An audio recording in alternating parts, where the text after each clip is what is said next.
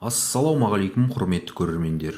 Бұл видеода сіздердің назарларыңызға әлемдегі ең мықты әскері бар 10 мемлекеттің рейтингісінің жалғасы болып табылатын екінші бөлім ұсынылады. Ал бастайық. 5-ші орында Жапонияның қарулы күштері орналасқан. Күншығыс елінің қарулы күштері былтырғы рейтингпен салыстырғанда 6-ші орыннан 5-ші орынға көтеріліп отыр. Екінші дүниежүзілік соғыстан кейін қабылданған Жапонияның ата заңы конституциясы бойынша оған өзінің қарулы күштерін құруға тыйым салынған. Жапондықтар бұл қарама-қайшылықтан шығу үшін өздерінің қарулы күштерін өзін-өзі қорғау күштері деп атап, оны қазіргі заманауи әскери техникамен жабдықтап отыр. Өзін-өзі қорғау күштерінің негізгі міндеті мемлекеттік қорғанысты жүзеге асыру, соның ішінде Жапонияның бостандығы мен тәуелсіздігін қорғау болып табылады. Жапонияның әскери доктринасы ақш-пен тығыз ынтымақтастықты, Жапонияның өзі шабуыл жасамаса да, одақтастарды қорғау үшін өзін-өзі қорғау күштерін пайдалануға рұқсат береді. Әскери бюджеттің мөлшері бойынша күншығыс елі әлемде 8-ші орында орналасқан, және ол шамамен 49 миллиард ақш долларын құрайды. Қазіргі таңда Жапония болашаққа көз жүгіртіп, өсіп келе жатқан аймақтық проблемалардың, атап айтқанда Солтүстік Корея тарапынан өсіп келе жатқан қауіп-қатерін болдырмаудың өміршең шешімдерін іздеуді жалғастыруда. 4-ші орында Үндістанның қарулы күштері орналасқан, және бұл жайт таңғаларлық емес. Себебі олар әскери қызметшілердің саны бойынша Азиядағы Қытайдан кейінгі екінші ірі жасақ, ал бүкіл әлемдік деңгей бойынша 3-ші орында орналасқан. Дәлірек айтатын болсақ, қазіргі уақытта үнді әскерінің қатарында 1,444,000 сарбаз қызмет етеді. Сонымен қатар Үндістан басқа елдерден, негізінен Ресей мен ақш-тан қару-жарақ пен әскери техникаларды сатып алу жағынан бірінші орында тұр. Шамамен 1,3 миллиард халқы бар мемлекет ішіндегі көтерілістерді басып, арнайы операцияларды жасау үшін Үндістанға мейлінше қаруланған көп жаяу әскер қажет. Елде міндетті әскери қызмет өтеу борышы жоқ. Үнді қарулы күштерінің жоғарғы бас қолбасшысы, оның қазіргі президенті Рам Натх Ковинд болып табылады. Жыл сайын қарулы күштерге жалпы ішкі өнімнің шамамен 2,5% жұмсалады. Үндістан 1974 жылдан бері өзінің ядролық қаруын өз күшімен жасап алған 6-шы мемлекет. Үндістанның негізгі геосаяси қарсыластары Қытай мен Пәкістан, сондықтан олармен қарулы қақтығыстар жиі болып тұрады.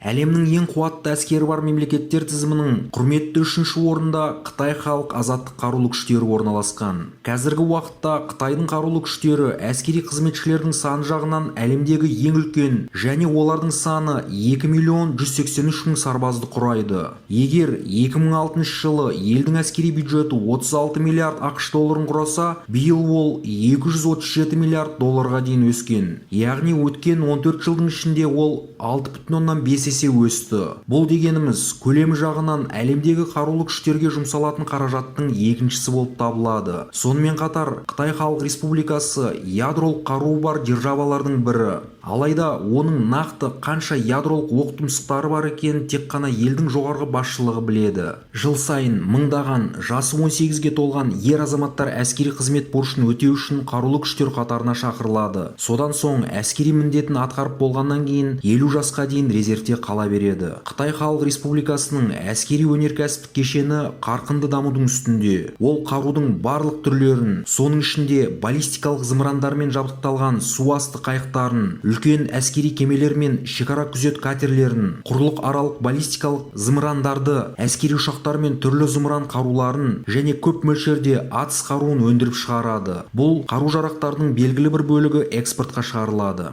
2-ші орында Ресей Федерациясының қарулы күштері орналасқан. Бұл әскер Кеңес армиясының жобасында құрылған. Өйткені 1991 жылы Кеңес одағы ыдырағаннан кейін оның қарулы күштерінің 85% Ресей әскерінің сапында қалған. Алайда осы уақытқа дейін қабылданып жатқан әскери реформалардың арқасында Ресей Федерациясының қарулы күштері көптеген жаңа әрі заманауи қарулармен жабдықтанып, қайта жарақтандыру процесі белсенді қарқынмен жүріп жатыр. Мысал ретінде Т-90 және Т-14 армата танктерін, Курганец жаяу әскердің және БМД-3 десантының жауынгерлік машиналарын, БТР-82 брондық тасымалдаушы машинасын, Торнадо-Г және Торнадо-С дүркіні өрт реактивті жүйелер, Искандер тактикалық зымыран кешенін, Бук, Тор және Карапас зениттік зымыран кешендерінің соңғы модификацияларын келтіруге болады. Сонымен қатар ұшақ паркісін де жаңарту белсенді жүріп жатыр. Мысал ретінде Су-35,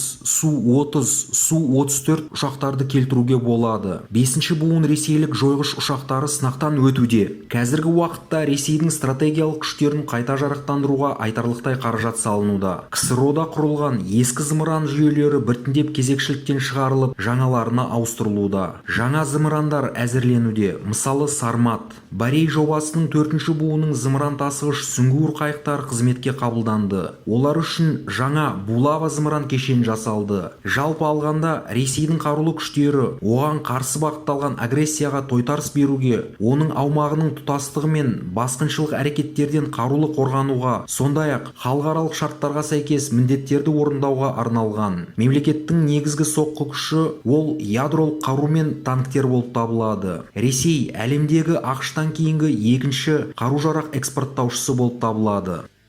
Ал әлемдегі ең қуатты қарулы күштері бар мемлекеттер тізімінің көш басында Америка құрама штаттары орналасқан. Бұл ең алдымен әскери салаға өте үлкен қаржының құйылуына байланысты. Американдықтар 2020 жылы әскери өнеркәсіп кешенге 750 миллиард ақш долларын жұмсауды жоспарлап отыр. Бұл рейтингтің ондығына кіретін қалған мемлекеттердің әскери бюджеттерін қосып алғаннан да әлдеқайда көп. Расында да мұндай шығындар көбінесе ақш-тың бүкіл әлем бойынша орналасқан көптеген әскери базаларын ұстауға үлкен қаражат жұмсайтындығына байланысты. Сондай-ақ инновациялық әзірлемелер мен әскерилердің жалақыларына біршама қаржы жұмсалады. ақш әскерінің құрамында 1,4 миллион сарбаз бар. Оның ішінде соғыс алаңында болып тәжірибе жинағандар да жетерлік. Олар жаңа қару-жарақтармен жабдықталған. Бұл қарулы әскер ақш президенттері Картер мен Рейганның кезінде жасалған үлкен бестік атты қаруландыру жүйесін қолданады. Аталған жүйенің құрамында әскери М1 Абрамс танкі, әскери М2 Брэдли көлігі, AH-64 Апачи тікұшағы, реактивті ракеталарды ұшыратын М270 қондырғысы мен зенит ракетаға арналған Патриот қондырғылары 30 жыл бойы жұмыс істеп келе жатыр. ақш-тың арнайы жасағына 3 диверсиялы барлаушылар батальоны, арнайы қаруланған 7 топ пен Дельта Форс арнайы жасағы кіреді. ақш-тың әскери теңіз флоты әлемдегі ең қуатты болып табылады. Өйткені оның құрамына 10 авиатасымалдаушы әскери кемелер тобы, 70-тен астам су асты қайықтар, көптеген ұшақтар мен қосалқы әскери кемелер кіреді. Америкалықтар соңғы әскери технологияларды дамытуда көшбасшы болып есептеледі. Және олардың ауқымы өте кең. Олар лазерлер мен роботты ұрыс жүйелерін құрудан бастап протездеуге дейінгі зерттеулерді жүзеге асырып отыр. Осымен біздің дайындаған әлемдегі ең мықты әскері бар 10 мемлекет рейтингісінің екінші және негізгі бөлімі тәмам. Достар, егерде сіздерге бұл видео ұнаса, лайк басып, келесі қызық видеоларды жіберіп алмау үшін арнаға жазылуды ұмытпаңыздар. Қалай ойлайсыздар, біздің мемлекетіміздің қарулы күштері ТМД елдерінің ішінде қарулы күштердің мықтылығы бойынша нешінші орында орналасқан? Өздеріңіздің ой-пікірлеріңізді комментарияда жазыңыздар. Көргендеріңізге рахмет. Келесі қызықты видеоларда жүздескенше сау саламат болыңыздар.